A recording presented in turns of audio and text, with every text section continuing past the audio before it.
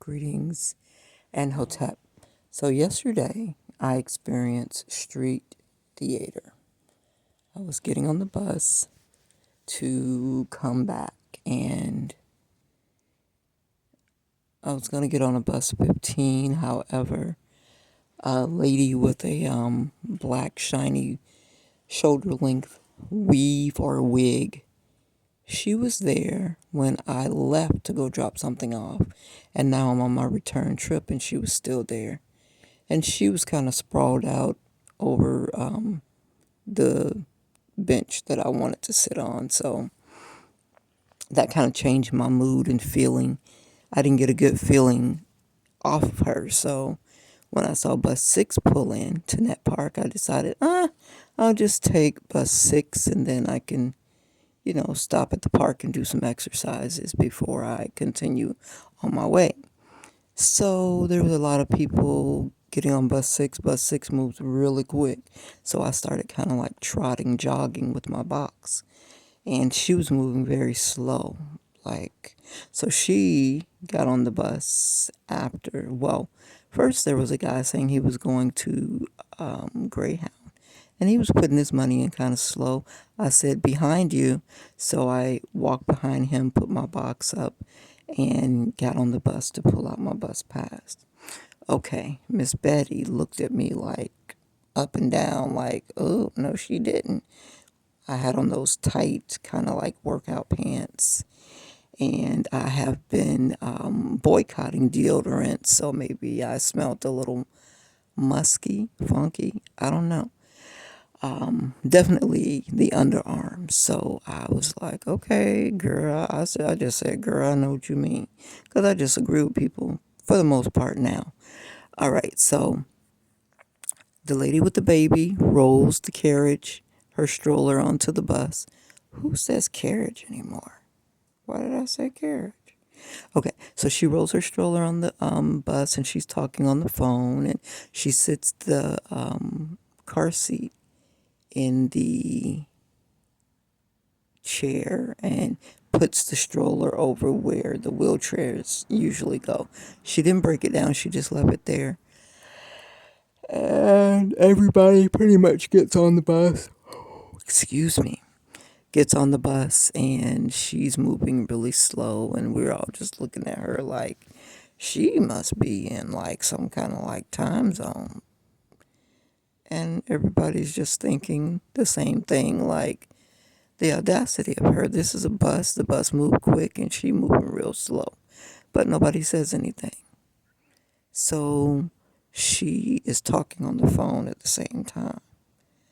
So the man says, ma'am, you need to take your baby out of the seat. So you need to hold the baby. I'm not holding my baby. Why would I hold my baby? The car seat was made for the baby. I mean, it was sort of kind of a logical argument, right? Except she's not in a car. It's not under a seatbelt. She's on the bus.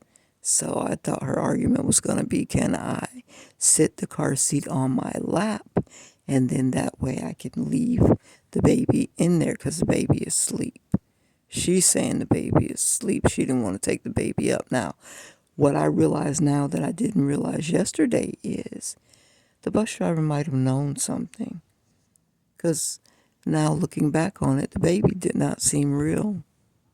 The baby seemed like a fake baby. And then I started thinking, is this my baby? When they evicted us, no, this was in my car. It's a fake little baby that you use to train people to do CPR on. So maybe the baby was fake and she had a gun or something underneath the baby. I don't know. These are the thoughts I'm having after a good night's rest. And so she was performing. It was clearly street theater. She was like, well, why would you want me to take my baby out of the stroller? And this is not right. And you are violating my rights, or some mess like that, she said. And I said, this is one of my doppelgangers. She's pretending to be me. She had on a shoulder-length, dusty, red wig. And she was about my complexion, about my height. And I didn't really look at the dimensions of her body to see if she was busty or hippie. So she probably was just kind of thin. So I said, Lord, it seems like this is acting. Why would she be doing this? Oh, I'm on the bus. So maybe they're going to pretend that it was me and try to get me like barred from the bus, because a year ago, there was a Spanish older guy at the University Area Transfer Center that said he was going to have me trespassed from the bus station forever.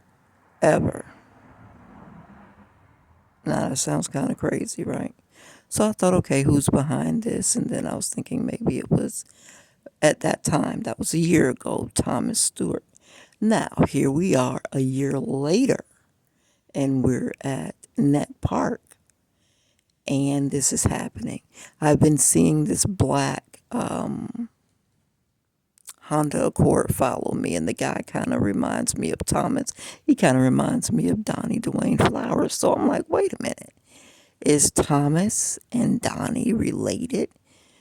I mean, you know how when people get old, they have that dead body, dad, DAD body, where it's just like one block. And so maybe that is causing me to think they look alike. Excuse me. So she was doing her little performance, and I looked at her and put my finger, my pointer finger, over my lip, saying, why don't you just be quiet? And she's like, I shouldn't have to be quiet. I'm just standing up for myself. And the bus driver was like, get off the bus, get off the bus. I don't want on here. I don't want on here. And the Spanish guy, who is the security guard, as soon as I walked off of bus 34, he was holding his camera and tilting it up so that the camera could get me in my face. And I was like, that's interesting. I walked on past him. I didn't say anything to him. And as I was repacking my box, I had left a banana box there behind the trash can, which I was going to get rid of. I was carrying a lot of stuff and toppled up the little donuts with the cute little carrots on top of it. They were a mess. And I said, okay, I'll just take this box and put everything in it. So I put the 2 laundry containers in there with the bag that had the solar generator, and then the bag that had the plates. And I was like, okay, this is wonderful because I can put this on my head and walk with it, and I don't have to really worry too much about anything else. Now, the stupid part is I turned my back on my plates, and I didn't tie the bag either. So back to the bus. She's arguing with the bus driver. She doesn't want to get the baby out of the carriage. Who says carriage? Why do I keep saying carriage? So I asked a person on the phone, can I please use your phone and let my people know I'm going to be late? So I call Angola. I say, I'm going to be late. Divine Creator aligns me to truth, doesn't allow me to be deceived by cloaking messages. Are we talking? Should I have had the audacity to record? I did enough. Okay, so I told her I'm at Netpark. They arguing on the bus. I'm gonna be late. So I went and sat back down up front. She detaches the baby, unbuckles the baby and puts the baby in her arms. And she's like, why would you treat a 3-month-old baby like that?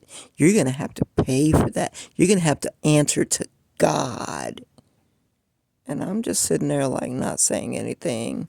I'm having a conversation in my head, but I do not open my mouth.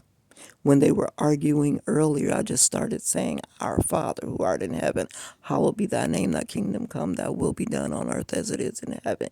Give us this day our daily bread, and forgive us of our trespasses as we forgive those who trespass against us. Lead us not into temptation, but deliver us from evil. For thine is the kingdom, power, and the glory forever and ever. Amen. So I started thinking, now this is acting. So who sent this bitch? Is what I was thinking. First, I thought Letitia, because I believe Letitia was a part of the crew that went through my car and took things out of my car. I saw that white girl. So now I'm jumping from to yesterday bus depot station, and I'm going back to last year when they went through my car. I was paying Ray $10 to park my car in his yard on Mohawk. The house is gone because the city of Tampa knocked it down, but the property is right across from Safely Towing. And my car was parked there, and it seemed like a lot of drug activity was going on there. I had nowhere else to put my car because I had gotten evicted, and the police pulled me over February 9th, 2022. That was the 9th. Thomas Kelly, a white lady, pulled me over. Tampa police officer uniform. I don't know if she's a real officer. I don't know if it was a real traffic stop or she was on the take. The reason I think she was on the take is because when I went to meet Johnny Will Lofton at Bank of America around April 3rd or something like that, to tell him, well, we had already set it up. He was leaving the Good Samaritan. I was leaving my house. We were still at 6010 North 32nd Street, Tampa, Florida 33610.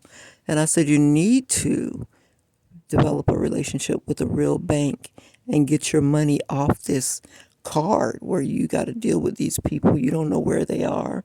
They cannot pick up the phone and all of this. You're trying to get to your money and you can't.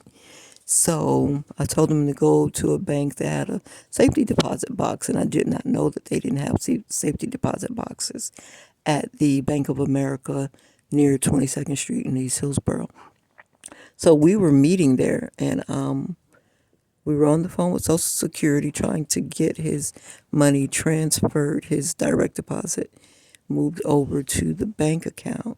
And then we were also in the office with the bank manager, a white, short, fat-faced guy. And I was telling Johnny Will Lofton, do not put me on your bank account. I don't want to be on your bank account. You put your sister on your bank account. Because Johnny Will Lofton was kind of like tripping, and I was trying to be done with Johnny Will Lofton. But I wanted to leave him in a good place so that he wouldn't have too many problems because he's an alcoholic. He's old, and he wobbles when he walks. So this way, he could just catch the bus right down to Bank of America and deal with his banking. I told him, do not keep your cards on you. You are drunk too often. You're at the Good Samaritan. There's a lot of people who are down and out of their luck at the Good Samaritan. You need to keep this card in the safety deposit box. And when you come every month, you just come and get a little money off the card. Go in there every week and get you a little money and leave that card, your ID, your social security card, your whole wallet in the safety deposit box. I didn't know they didn't have one. We would have went over to the Suncoast across the street, Suncoast Federal Schools Credit Union. If they have a safety deposit box there, I don't know. So he was in there telling the man to put me on the account. I said, no. And then I told him that Lawrence Alexander Cambridge, my boyfriend, before he died, he said, put your money in savings and the hackers can't steal it. And right to my face, he told the man to put it in checking. So I think there was some shady shit going on there. That's another story. But when I came out of the bank, that lady,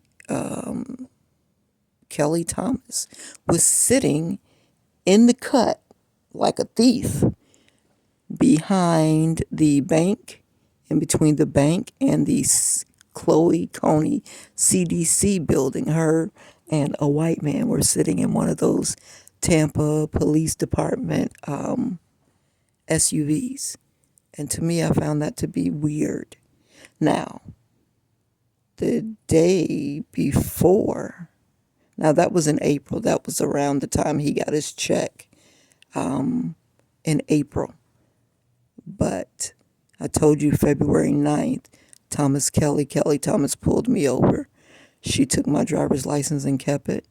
And the little skinny white guy that was in the car with her that day had gotten word from a little short, kind of chubby black man that pulled up in a unmarked Dodge Charger.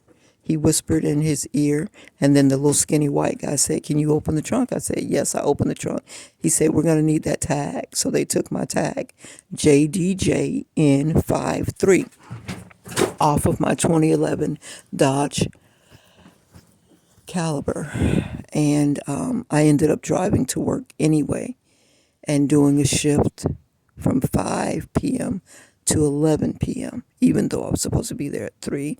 I showed up late. I showed them the ticket. I said, I couldn't be here at 3. I got pulled over by the police, and I came on anyway because I got bills to pay. My children are dependent on me. So the day before, February 9th, would have been February 8th, I didn't go to Johnny Will Lofton's house that day because I was having menstrual cramps. And the day before, he was like, "Ugly bitch, fat bitch." I was like, what is wrong with this man?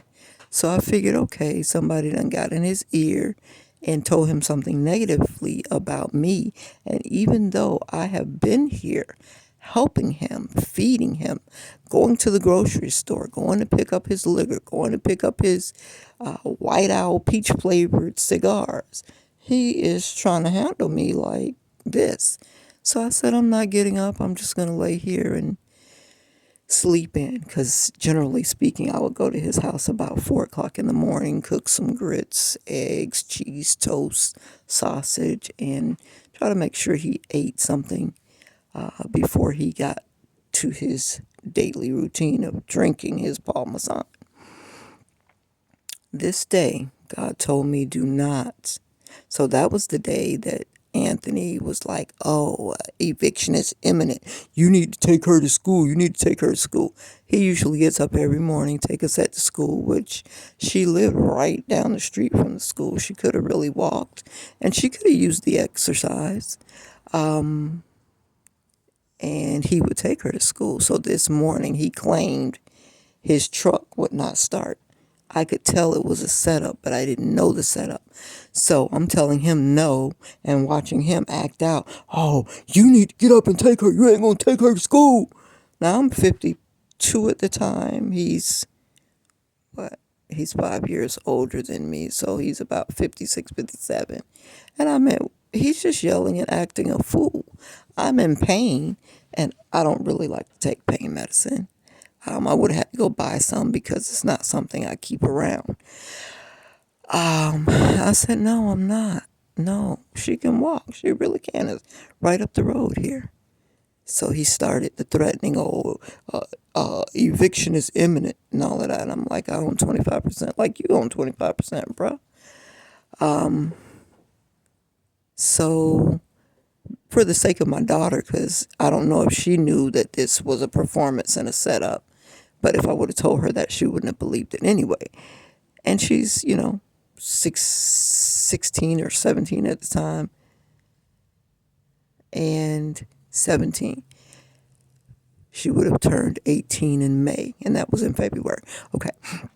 So for her sake, and for her not to think that I don't care about her, because, he was trying to play them little mind games with her about if she cared about you, she'd take you and all of that as a way to force me. I said, "No, I'm not taking her." And I laid down and I said, "God, tell me when it'll be safe for me to jump up and take her and help me to avoid all pitfalls," because I could tell they had somebody laying in wait some kind of way. So I jump up real quick and I whispered to her, "Hey, come here. get in the car. So I jump up, I take her to school. That takes me about 3 minutes. And I zigzag and go the way God tells me to go so that I can miss whatever was going on. When I got to where Bob's Market used to be on 40th and a side street, I think it was Clifton. What's the side street we were on? I can't remember, but Bob's Market used to be there. There were a couple of cars in the parking lot, and they had that FAMU Rattler license plates. And I told my daughter, you see them cars right there? I told you Anthony had some shit set up. So I dodged that bullet and made it back to the house and parked and laid down. And he was still trying to argue with me and everything. So God said, do not leave this house until it's time to go pick her up from school. Now, let me tell you what I did. I let my nephew, Alexander Malik Thompson, come to me and say, Auntie, can you take me to the bank? I need to go get some money out of an account that I closed. And I'm always trying to show support to my nephew because he and his mom have a pretty bad relationship. It seems, because that could have been acting too. And I disobeyed God. And I took my nephew up to Bank of America, February 8th, 2022. He said, Auntie, my phone is dead. Can I use your phone? I said, yes. Now, the phone I was using then was probably the phone that Lawrence had bought me, or Lawrence's phone. Let me see if Lawrence died allegedly in July 13th of 2020. Maybe I was still using one of those phones. So I told him sure he could use my phone. He took my phone in the bank and did whatever he had to do. I didn't think anything of it. I didn't think my nephew would include me in anything scandalous or slick or fraudulent. And I still to this day don't know exactly what happened. But I think it was something slick or fraudulent. I don't know if he went and pretended to be me and took some money out of my account. I don't know what happened. So it could have truly have been his account that he closed. But that all happened 22:33 on the counter as I looked down to say that that happened that day. Then I go back to the house, and then he asked me to take him to the store. I bump into a Massey's truck, and this was a huge truck, like a U-Haul, the smallest U-Haul, the 1999 U-Haul that said Massey. And this was insurance fraud. I didn't know it at the time. I think my nephew was a part of the setup. He said, the young man said, there's no damage, you can go on. So I done disobeyed God and I'm feeling like shit. So I said I might as well keep going. You know, you done made one sin, you might as well do two. And God kept saying, go back, go back, go back, go back, go back, go back, go back. I'm like, no, I need to wash clothes. I need to wash clothes. If I go back, I might not wash clothes. So God wins the argument and I go back. So as I'm riding down 32nd Street, I see a lot of police cars at the house. I'm like, what the hell is going on? So I pulled over into Mr. Green's yard. Mr. and Mrs. Green, a Jamaican couple, live at 5914. They probably done sold that house now. His sister probably done sold that house because he died and Miss Green had been dead. I pulled in and I prayed. I said, Lord, what to do? Because, you know, in my carnal mind, I would have continued straight up 32nd Street to get to my house at 6010, which is just 1, 2, 3, 3 to 4 houses down. God told me to go up 30th and come around. So I did that. And as I was doing that, a little pickup truck that said Massey's was leaving. I said, hey, come back to my house. Come back to my house. So he came back down. This guy's name was allegedly Aaron Santa Domingo. That's the business card he gave me. He didn't look like Aaron Santa Domingo that was on the business card, right? I said, I know y'all not trying to charge me with no hit and run. Because why else would the police be there in the yard, right? So I jump out. CP Eason is the police officer. And I said, I know y'all not trying to charge me with no hit and run. Because that's the only thing I could think it was related to. I said, this young man, the young man in that truck, told my nephew, there's no damage, you can go on. And we left. So he was filling out the papers, and the little short guy in the Massey's pickup truck, pretending to be Aaron Santa Domingo, said, well, you damaged my truck. I said, damaged your truck. So I made eye contact with the police officer, CP East, and I said, what damage? What damage? And he looked at me, and there was a long pause. He said, no damage. It was just paint transfer. I said, okay. I said, do I have to go to court over this? He said, no. This is just an incident report. We're just exchanging information. Long story short, oh, let me tell you about Anthony Atkins. Anthony standing there talking about, well, that's not what he said. That's not what he said. I said, Anthony, I know you're not trying to get me hemmed up with no, I didn't say fake hit and run, but cased up with no hit and run. So I put the phone in his face to ask him, well, what did he say, Anthony? Tell me what he said. Anthony didn't open his mouth with that camera rolling, so he got enough sense not to perjure himself and commit just stupid fraud, right? So he ain't say nothing. So the man demanded me to give him my driver's license, my insurance information, my registration, and I gave all of that to him. So some kind of way they did some insurance fraud. And Donnie may have been involved with this, and my insurance agent from Direct over on Bush in Florida. Her name was Dawn, Munao, or Dawn, Munoa. And when I started going in there to pay and to find out if Donnie paid my insurance, they were like, oh, she retired. She's not here anymore. I said, okay, there's something definitely going on. Whenever you're dealing with people and they retired and they take these long vacations, it's because they have done something corrupt and they are trying not to face you to incriminate themselves. So Don Muneo did some kind of fraudulent shit. Now, how this works out is after Lawrence died, Donnie Dwayne Flowers, my now fake friend, said, oh, well, I'll pick up where he left off. I'll pay your car insurance and fill your tank up once a week. He didn't keep up with neither one of those. I ended up getting my license suspended because he stopped paying the insurance, even though he knew. Can I say that part? No. Okay. So, yeah.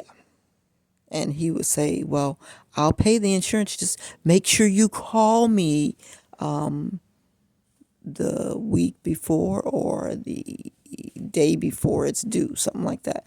I'm like, well, I got to call you. You know it's due the same day every month. Why do I have to call you? It didn't make sense to me.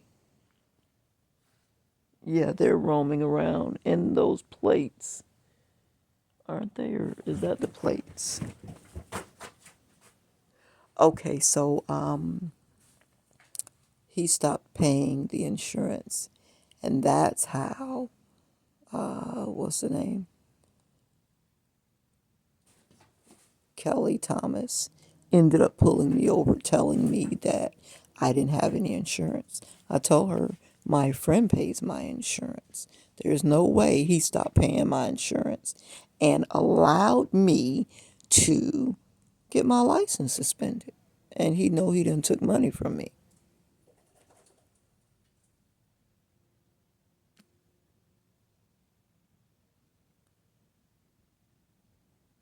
But I guess he did, because they took my driver's license and they took my tag. Now, this could have been a corrupt kidnapping of my personal information so that they could use it to do some fraudulent stealing from a trust account and some other monies that were coming to me. They could have even done a fraudulent marriage with my driver's license. They could have taken my driver's license, my car tag, and put it on another car and went and did something illegal. And it would come back to me because the license plate was registered in my name. But my driver's license and my license was taken from me by the Tampa police officer Kelly Thomas, February 9th, 2022. To this very day, I have not gone to renew my license or do, maybe you have to do traffic school for driving with no license without knowledge. Maybe you have to do traffic school to get the points off and then pay something. I didn't try to do any of that because I sent a letter to the chief of police asking them, what do you all do when the police confiscate your driver's license? Where do they put it? Because I felt like Donnie had his police friends pull me over to get my driver's license so he could do some kind of god awful something. I didn't know he did serious fraud at that time. I thought maybe just to keep me from going to work because I wasn't stopping by his house for a long time anymore because I felt like he did something to Lawrence. I felt like he was responsible for Lawrence's death, so-called from COVID.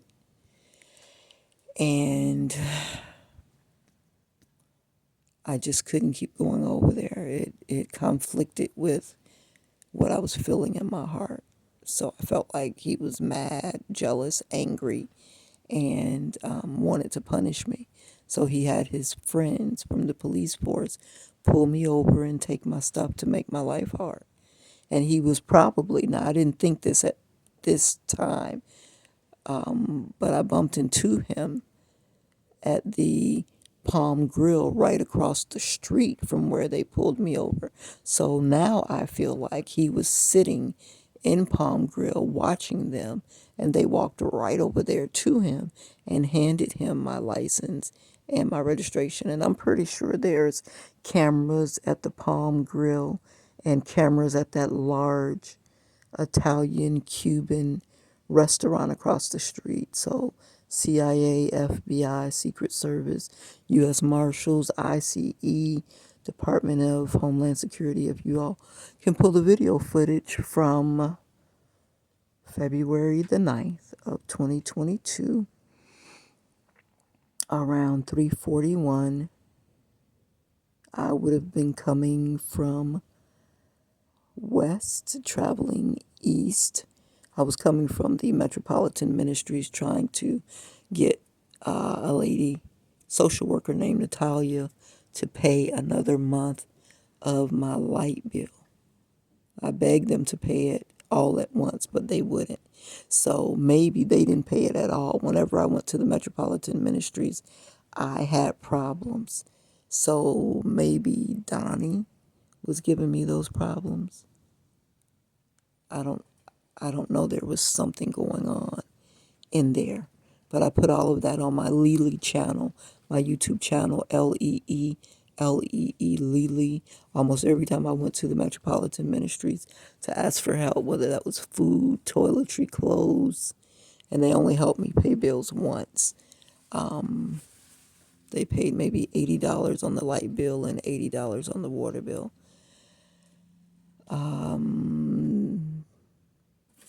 You can check into that.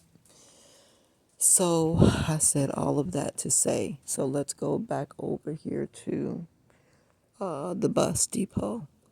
I think that girl that was in the bus with the baby was the same girl that used to drive the white Sequoia Toyota SUV every time I would go to the children's board to type up something and get something notarized by, what is her name? Marcia. That's the fat white girl that was saying, well, we're moving on up to the east side. What was the lady that did the Marcy? I think is no Marcy. Oh, is from a long time ago. The manager over there that notarizes the forms. I can't remember her name. But since we're talking about the children's board, something weird happened at the children's board. I don't want to make this too long, so I'll have to make a part two. 35:35 on the timer, as I was saying that. I think the young lady that was on the bus with the baby is a doppelganger. She's supposed to be me, and I guess they were going to cut and splice and make a video and try to turn it into maybe a psychologist, a psychiatrist, and say, see, she's crazy and she doesn't know how to take care of her baby and all of this. And I ain't had no baby because I have not had a penis inside of my vagina since Lawrence. And Lawrence allegedly died July 13th of 2020. Now we are in August of 2024. That's 4 years, right? Okay, so that ain't my baby, and I think the baby was fake anyway. I don't know. The baby was asleep, she said. But sometimes when you pull a baby out of the carriage, it whimpers, it moves around. So maybe somebody done killed their baby or whatever, and they trying to make it be me that done killed some baby somewhere. So I ain't had no baby, okay? I ain't even had no sex in over 4 years. So it's not me. And I'm saying all of this because these investigative agencies, when they bring you video footage, when they bring you text messages, when they bring you voicemails, I've made a lot of YouTube shorts, and right now today they cut and splice them. They take information out, put information in, they boggle the information, and it's not me doing it. I have full-time hackers around the clock. If I leave here, the hackers go with me wherever I go. I'm traveling by bus now because they done took my car. Somebody done took my car from over there on 3304 East Hillsborough Avenue, Dr. Twiggs's building, after we were evicted from there by Hillsborough County Sheriff Officer Stein and Tampa Police Officer Pepolowski, which is probably a fake name, right? They came there with Dr. Twiggs. Dr. Twiggs's yard guy was there, and a locksmith was there. They put us out. I just start tossing shit out onto the lawn. They changed the locks, and that was July 26th. July 26th, 27th, or July 28th. It was a Wednesday. And we spent 2 nights outside walking stuff up to the storage unit. And we got settled somewhere else on Friday. So, I don't know. And I don't know even when they evicted me if they made that try to be in tarot. They're talking about, oh, they're trying to say you were a drug dealer and that there was a drug bust and hold you responsible for a death of somebody that died in the back of the building. I never did no drugs. Definitely don't sell no drugs. So they were trying to set me up there if that is true. There was somebody who allegedly died in the back of the building, in the backyard of the building, not inside of the building, but in the backyard. That place for years has been a place where, the crackheads hung out back there, and they even used the house. So I'm making it much longer. We're at 39 now. So I don't know what all is going on, but it seems like many people are trying to set me up to be a criminal to cover up for their crimes. And God is not going to let that fly. Peace.